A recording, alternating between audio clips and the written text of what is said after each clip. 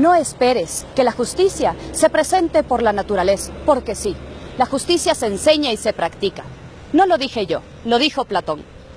La Asamblea General declaró el día 20 de febrero el Día de la Justicia Social, para así poder romper con las barreras que generan los problemas de género, de raza, de sexo, de etnia, etc. La directora, Ilonka Vargas, nos va a contar cómo el arte apoya y ayuda a la justicia social.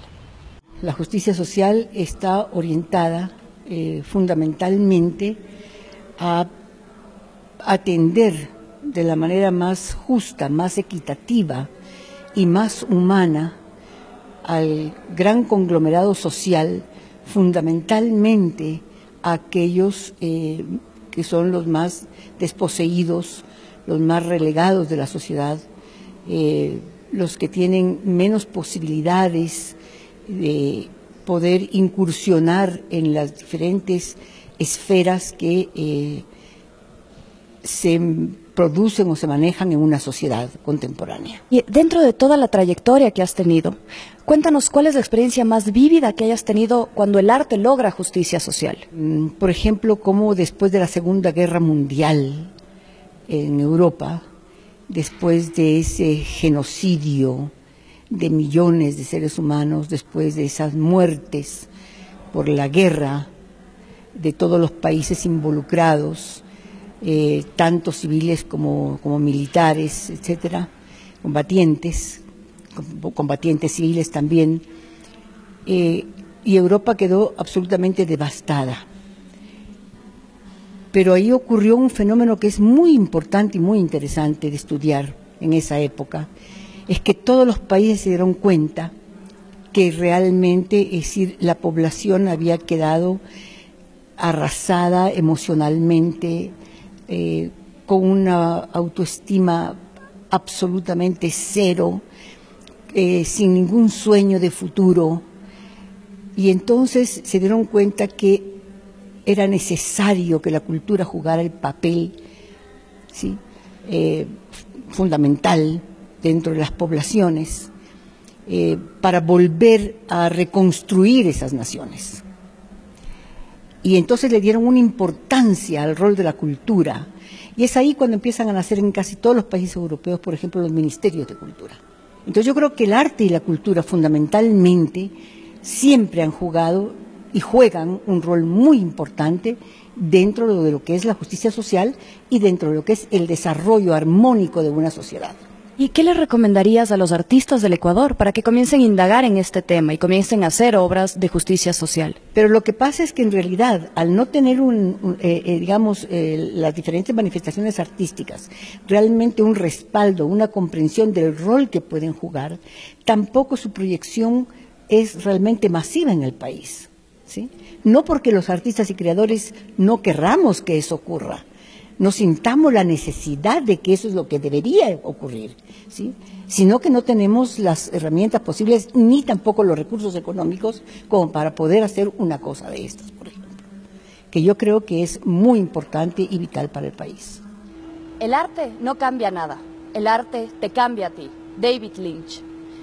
El arte tiene que ser un medio para ayudarnos a tolerar, a comprender, a poder sentir a personas que son diferentes a nosotros. Tiene que mostrarnos el otro lado de la moneda, para así nosotros, viendo cómo estas personas ven el mundo, lo sienten, viven, podamos romper con nuestras barreras y crecer, ser mejores seres humanos.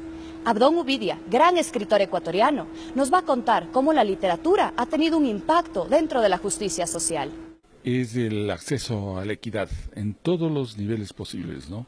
Pero sobre todo el que condiciona a todos, que es la equidad económica.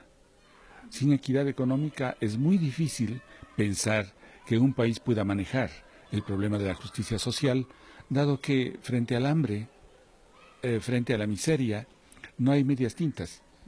Necesitamos inevitablemente abordar el tema de la equidad. ¿Y cuál es el impacto que tiene la literatura sobre la justicia social?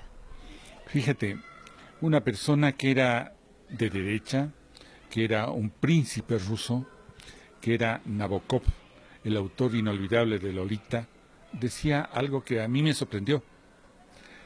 La literatura es arte más compasión. ¿Cuál es el libro o el cuento que nos recomendarías leer que represente más justo este tema?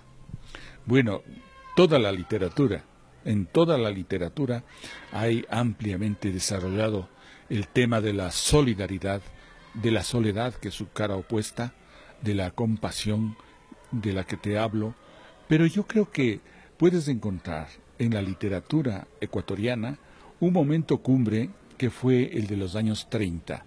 El Ecuador no entró al boom de la literatura latinoamericana de los años 60 porque ya tuvo su propio boom en los años 30, con Icaza, con José de la Cuadra, con Gallegos Lara. En definitiva, esa gran literatura fue sobre todo una literatura social.